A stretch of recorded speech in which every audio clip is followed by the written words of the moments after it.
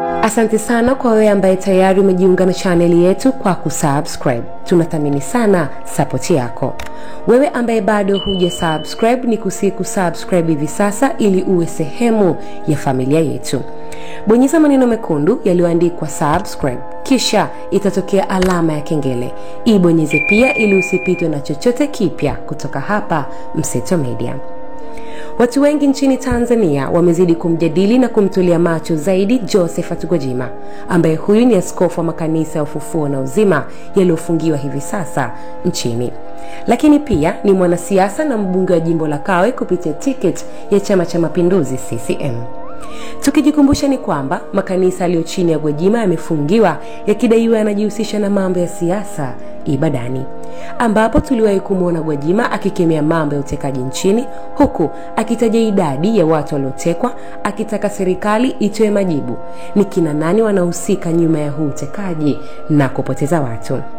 Sasa chini watu wameanza kusema ni kama Gwajima anaonekana kukutana ama kufanya mazungumzo na watu wenye misimamo kama yake, yani wanaohoji juu ya utekaji na kukemea ndani ya uongozi huu wa Rais Samia. Ikumbukwe Gwajima alifungiwa kanisa akiwa anaongoza mfungo wa maombi wa siku 7, ambapo ndani ya mfungo huo walikuwa wanamwombea pia mpinzani mkuu wa Rais Samia ambaye pia ni mwenyekiti wa Chadema, Tundu Antipas Lissu, mwenye kesi kule mahakamani alofunguliwa na Jamhuri, yani serikali ya Rais Samia.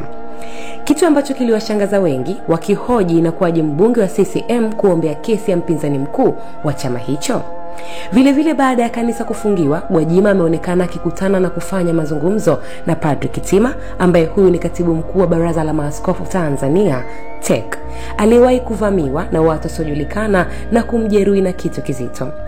Padri Kitima ni mmoja wa viongozi wa dini aliyekuwa anahubiri sana haki na anayekemea utekaji na watu kupotea kwenye uongozi huu, ambapo Gwajima aliposti picha baada ya kumtembelea wakiwa timu kubwa na kuandika, na nukuu: "Leo nimepata nafasi ya kumtembelea na kumjulia hali Padri Dr. Charles Kitima, katibu wa Baraza la Maaskofu Katoliki Tanzania TEC, na mshukuru Mungu afya yake imeendelea kuimarika." Mwisho wa kunukuu. Kisha siku inayofuata Gwajima akaposti picha nyingine akiwa na Askofu Mkuu Baba Renatus Nkwande na kuandika, na nukuu: "Mhashamu Baba Askofu Mkuu Renatus Nkwande, na kupa pole kwa yote aliyokupata, kufuatiliwa na gari ukiwa njiani, tukio ambalo lilikupa hofu na wasiwasi. Yeye akulindai, Mungu halali wala kusinzia." Mwisho wa kunukuu.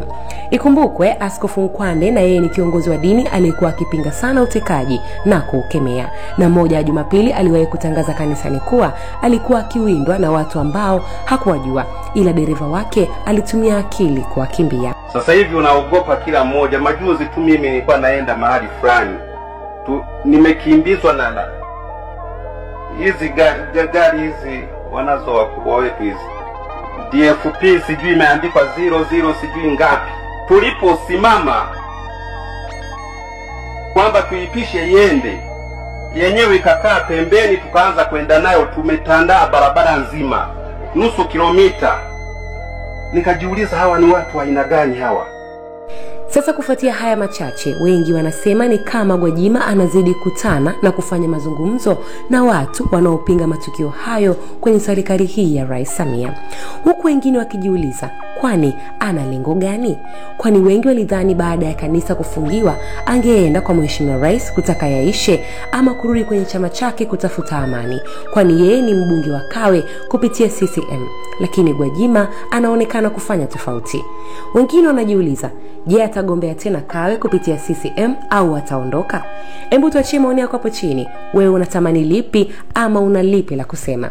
Hii ni Mseto Media na mimi ni Princess Kili. Hakikisha umesubscribe, comment, like na kushare. Mseto Media, we connect everywhere.